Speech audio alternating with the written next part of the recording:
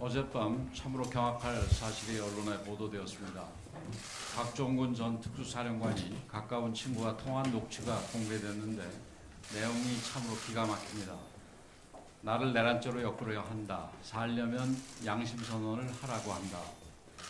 작년 12월 6일 박 전 사령관은 민주당 김병주 의원 유튜브 채널에 출연해서 대통령이 국회의원을 끌어내라고 명령했다고 주장했습니다. 그리고 민주당은 이러한 박 전 사령관의 주장을 대통령 탄핵 심판과 내란죄의 핵심 근거로 삼아왔습니다.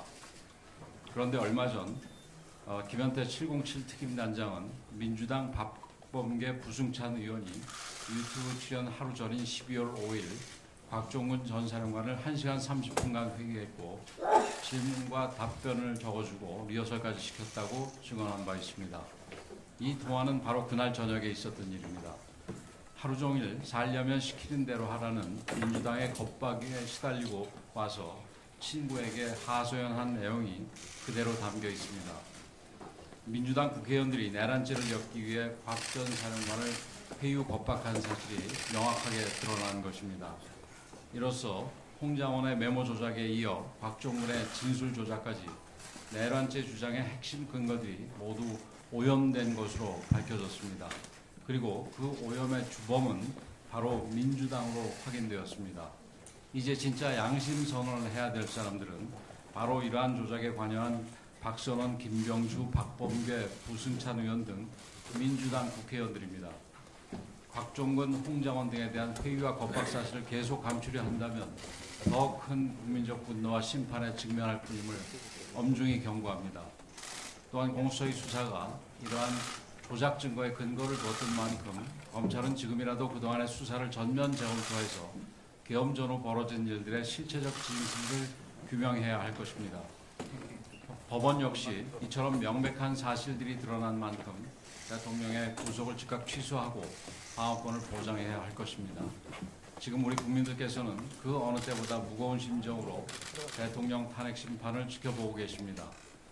헌법재판의 졸속 심리로 국민들의 신뢰가 뚝 떨어진 상황에서 이처럼 오염된 진술들을 근거로 잘못된 판결을 내린다면 국민들께서 절대로 납득하시지 못할 것입니다.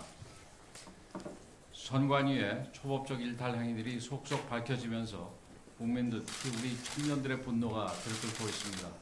아들을 채용하기 위해 면접 방식을 바꾸고 가짜 경력 추천서까지 써주는가 하면 여성 채용이 지나치게 많다고 해놓고는 정작 자신의 딸을 특혜 채용하는 등 그야말로 불공정과 편파의 막장 드라마를 그대로 보여주고 있습니다.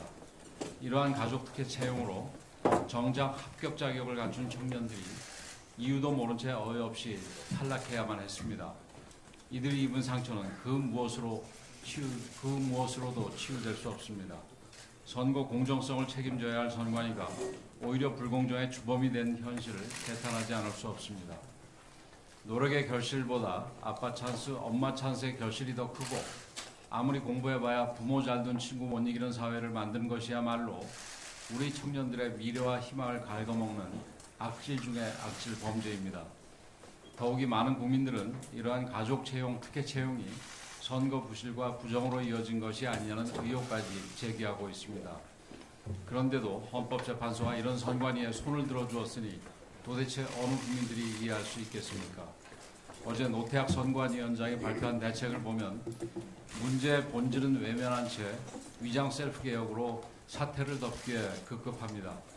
내부 감찰 강화와 인사제도 개선 미봉책을 내놓으며 사태를 무마하려는 모습이 역력합니다. 선관위는 수사의 대상이지 개혁의 주체가 될 수 없습니다. 지금 국민이 원하는 것은 해체 수준의 선관위 개혁입니다. 선관위는 지금이라도 스스로 나서서 수사를 받아야 하고 특혜 채용을 시킨 인사들과 특혜 채용된 직원들을 모두 퇴출시켜야 합니다. 상황이 이런데도 민주당은 침묵과 방조로 선관위를 돕고 있습니다. 선거 카르텔, 불법의 동맹이 아니라면 있을 수 없는 일입니다.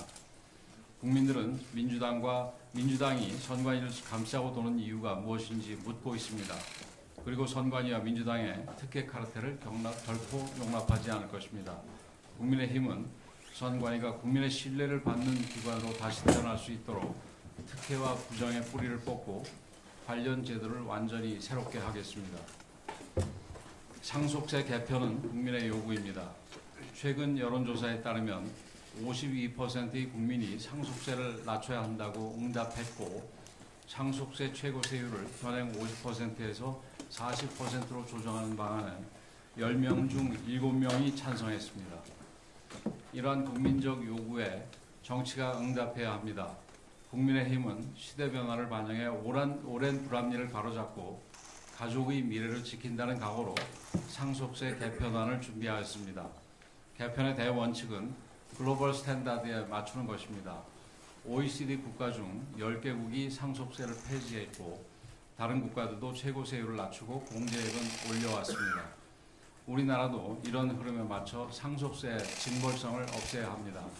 핵심은 바로 배우자 상속세 전격 폐지와 상속받은 만큼 내는 세금입니다. 첫째, 배우자 상속세를 전면 폐지하도록 하겠습니다. 함께 재산을 일군 배우자 간의 상속은 세대 간 부의 이전이 아닙니다. 미국, 영국, 프랑스 등 대부분의 선진국은 배우자 상속에 과세하지 않습니다. 둘째, 현행 유산세 방식에서 유산 취득세 방식으로 전환해서 상속인이 실제로 상속받은 만큼만 세금을 내도록 하겠습니다. 이는 OECD 국가 중 20개국이 채택하고 있는 방식으로 더 공정하고 합리적인 과세를 가능하게 합니다.